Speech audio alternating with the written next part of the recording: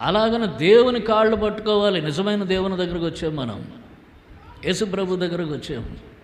ఆయన పాదములను పట్టుకోవాలి. ఆయన పాదముల దగ్గర నెమ్మది.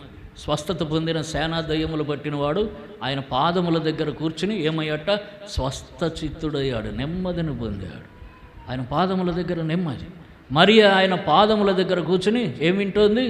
బోధ వింటోంది. ఆయన తేనెలకి ఆయన మాటలు, ఆయన మధురమైన స్వరం వినిపిస్తుంది ఆయన పాదాల దగ్గర.